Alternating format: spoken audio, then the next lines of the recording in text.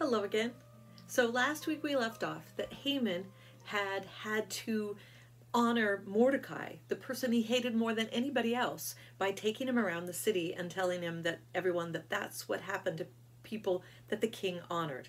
Well, I didn't tell you that at the very, very end, the very last verse of that chapter says that while he was still frustrated and his wife was saying, be careful because something bad looks like it's going to be happening, that the king's guards came and took Haman back to the palace so he could have dinner with the king and Esther. As we know, this was day number 2 of having the banquet. So when Haman got there, he was still all disheveled and upset, and life was not going well for him. But he sort of took a deep breath, I'm assuming, and sat down and thought, okay, but things are about to get worse. And I need to tell you that it's interesting that when you look at chapter 7 of Esther, the title in my Bible says that Haman is hanged. And it was like, oh, that's a way that people used to kill people. And it's like, is that really what's going to happen? It's interesting that sometimes we like to know the end of the story before we even start. And this time is one of those times that we know that God is in control and God has a plan and that He is going to make sure that everything turns out right. So when we start this story, we're going to know that it has a good ending, and the fact that the person who deserves to be treated badly is going to have that happen to him. And that's exactly what happened. So let me go on and tell you how that how that all came about. So the king was so curious about why Esther had wanted what she wanted or what her request was that he asked her and said, I am so pleased with you. Would you please tell me, what is it that you want? What can I give you?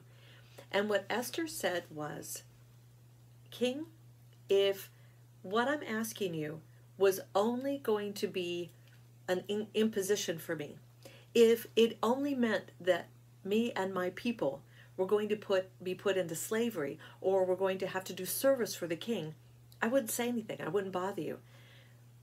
But somebody has made it so that all of my people, men, women, and children, can be killed.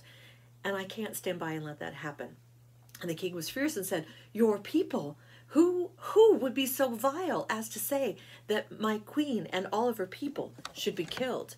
And she said, Haman is the one who made that. And the king was furious because he realized that Haman had tricked him by having him do the edict that was on the law of the Medes and the Persians, one that he couldn't take back. And so he was so frustrated that he needed to get some fresh air and to sort of calm down. So the king went out onto sort of a patio area, an outside garden, and he was standing there trying to get his thoughts together. And Haman realizes, the king is so angry at me because he's realized what's going to happen, and I didn't know Esther was one of the people that was going to be killed, and he's just panicking and he doesn't know what to do. And so he goes over to talk to Esther and say, Esther, Queen Esther, I don't know what to do. And as he goes, he falls onto where Esther is sitting just as the king comes back in. And the king says, are you going to attack my queen now? And he's just more frustrated than he ever could be. And so he tells his guards to take him away. And they take him out and kill him the same way, using the same things that he had planned to use to kill Mordecai. Now that's one of those things where sometimes things work out very interestingly, that he had planned to do something evil, and God said, no, that's not going to happen to my people. I'm going to take care of them. And so Haman was killed. And this is an interesting story that's told to Jewish children every year. And there's a celebration we're going to be talking about a little bit more in a couple weeks called Purim. And one of the things they do is every time they hear the word Haman, they make a noise.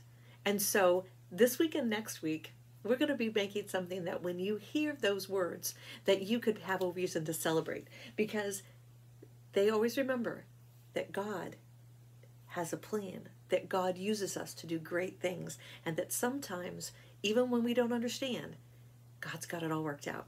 So to make this week's noisemaker that we can use to celebrate and to just use it to be happy that God is in control, and even He's bigger than the bad guys, and He can take care of all those things. I gave you 2 cups. So this sort of reminded me of when they went to the banquet, and they would have been sitting, and they would have been drinking and having stuff like that. So I thought, let's use these cups. And then I also gave you a bag of beans. Now keep them in the bag. Don't take them out of the bag, okay? And keep them in this bag, and if you put this inside the cup, and then you take the other cup and put it on the top like this. I gave you some contact paper, and you can use this almost like really thick tape to tape it together so that it becomes one piece. And then I also gave you some stickers, some foam sparkly stickers to put on. So what it will look like when you get it done is like this. So it's all wrapped up with the contact paper, and then you can put this. And then it still makes a cool noise. And like I said, whenever the story was told in Jewish synagogues, whenever the name Haman was said, they would make noisy, like boo sounds, like he was the bad guy. But then they would also celebrate by making noise and let God know that we're making a joyful noise unto the Lord because He is in control. Your snack is related to this in the fact that this looks like a cup. So I gave you a cup of pudding or a cup of Jello or a cup of something bright and delicious to have so that you can remember that God is in control.